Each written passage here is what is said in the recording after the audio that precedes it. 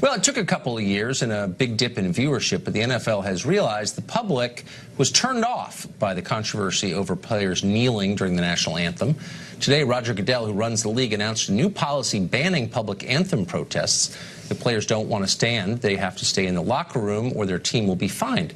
Already, the NFL Players Union has protested the rule, and New York Jets chairman Christopher Johnson says the team will simply pay the fines if his players decide to protest. Jason Whitlock is with Fox Sports 1, a frequent guest on the show, and he joins us now. Jason, thanks for coming on.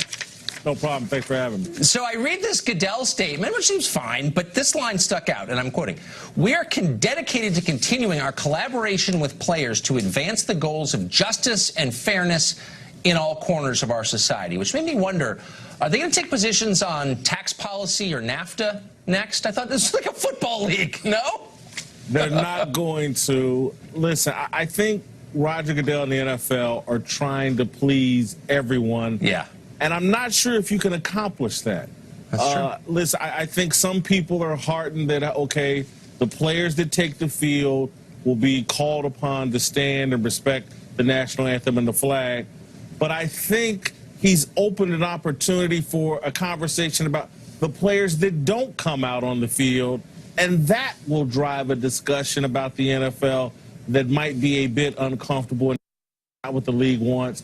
I really think, Tucker, they should have done one of two things. They could have said to the players, look, we're just going to remove the national anthem from your involvement. Everybody stay in the locker room. We'll just do it with our fans. Yeah. That would have been option one. Option two, and it might have been the one I would have preferred, I wish he would have just said, look, if you come out and you disrespect the national anthem, you won't play. You'll still get paid, but you won't play. And so that will force NFL owners and coaches to be a bit more vigilant about who's on their team and whether these players want to hurt their team by, honoring their protests during the game. Make some real consequences for that protest. And very smart. So there should be consequences. Why didn't he do that? I mean, that's a kind of a brilliant solution. Why didn't he do that? I think the goal was to please everybody, players, the left-wing media that hates football, and then also trying to please the sports fans and the actual consumers of football who just want the players to respect the flag, respect the anthem, and put on an entertaining game. People go to sporting events to be distracted from our politics and debates about race. Sports and football stadiums have been where people of all kinds of different backgrounds, economically, race, politics, all come together and root for a common team.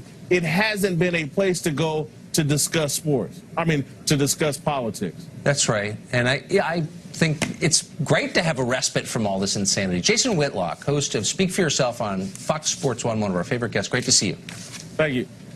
The other thing that broke about 5 minutes right before we did the interview was this story. The NFL, without the Players Union, has decided to attack the lack of standing before the national anthem. This is what they're going to say. If you are not going to stand, stay in the locker room. If you're going to stand on the sidelines, don't create a scene. If you do something that creates a scene, taking a knee, maybe fist in the air that's not written, you're going to get fined as a team. And the owner of the Jets says, I don't care. Fine me. My guys are allowed to kneel. But the owner of the Giants said there's no question the protests had an impact on the business because ratings were down 10% last year. The Houston, Texas owner says important to pay attention to fans' concerns because without them, you're dead. And Jacksonville Jaguars owner said fans are there to watch football, and it was important not to have distractions. Well, and remember, the President of the United States inserted himself into this culture debate when he was at one of those rallies down in Alabama. So Brian asked him about the breaking news, and here's his breaking news answer. Some breaking news while you were in there. The NFL has made a decision on something that means a lot to you and a lot of other Americans. The NFL the owners have voted unanimously to approve a new national anthem rule that says if you're not going to stand, stay in the locker room. If you go to the field, you have to stand. If you have a protest, your team's going to get fined. This is the first time you're hearing this. What's your reaction, Mr. President? Well, I think that's good. I don't think people should be staying in locker rooms, but still, I think it's good. You have to stand proudly for the national anthem. Well, you shouldn't be playing. You shouldn't be there. Maybe you shouldn't be in the country. You have to stand proudly for the national anthem. And the NFL owners did the right thing if that's what they've done. If that is the story, do you feel like you push this story forward and you push this to a conclusion? I think the people pushed it forward. This was not me. I brought it out. I think the people pushed it forward. This country is very smart. We have very smart people. And, you know, that's something ideally could have been taken care of when it first started. It would have been a lot easier. But if they did that, they're doing the right thing. I mean, I think it's a 7 out of 10. What he just brought up is true. You're going to say, okay, they're missing 4 players from the 49ers, from the Giants, from the Jets. Why are they in the locker room? What are you mad about the country for?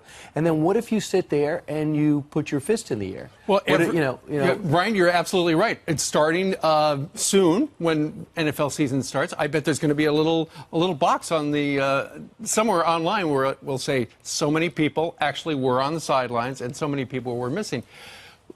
Do you think this is a good answer? A lot of people say, you know, don't know exactly why the NFL did it, aside from the fact that you look at the ratings and they're on a skid. Well, the guidelines now say they have to show respect for the flag and for the anthem. I think that's what most people were upset about. They understand there's an issue. Some of these players, you know, they have a beef with what's going on in the country, understandably so. We're going to sit down and talk to them, but just don't do it during the anthem.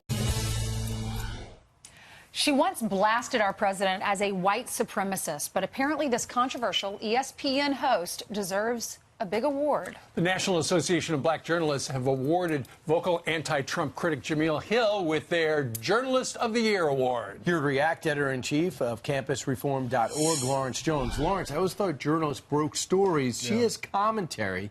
Whether you agree with it or not, I thought that's a brand new nuance to that category. Yeah, the bottom line is that she's unemployed from hosting her own TV show. This is not something we should be promoting. At the end of the day, I want people that look like me, people that looked up to her, to have someone on TV that is going to forever, you know, show them that they can do it. Now she can't do that. Now she's unemployed. The National Black Association of Journalists are literally saying now we're going to applaud unemployment, and that's not something I stand for. Well, you know, when I was in journalism school, it was all about just the facts, but now apparently journalism looks a lot like activism, and sometimes you watch the briefing at the White House.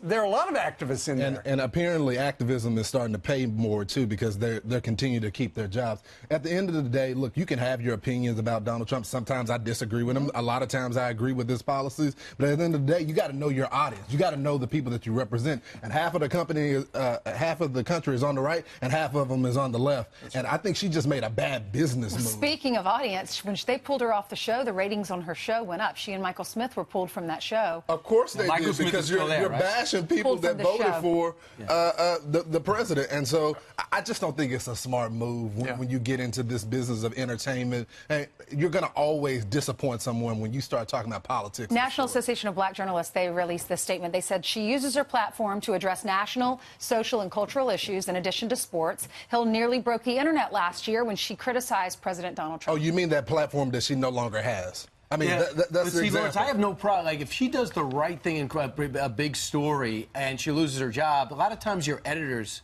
don't appreciate your work if you do a good job. My question is, her commentary made the network look bad? Is that your contention? No, it made the network look bad, and at the end of the day, she wasn't representing her audience. At the end of the day, we're here to pay bills, okay? This is capitalist. It's a free market industry where your job is determined by your ratings. If her ratings were high, she would still be on air, no matter what she said, but that just wasn't the case. You're there to serve your audience, giving them the content that they need, and then she would have been able to forever to keep her job, but that wasn't the case. Ratings actually went up ever since she left. Well, you know, this organization has been in business for a long time, and that's the woman that they wanted to give the award to, and they're free to do that.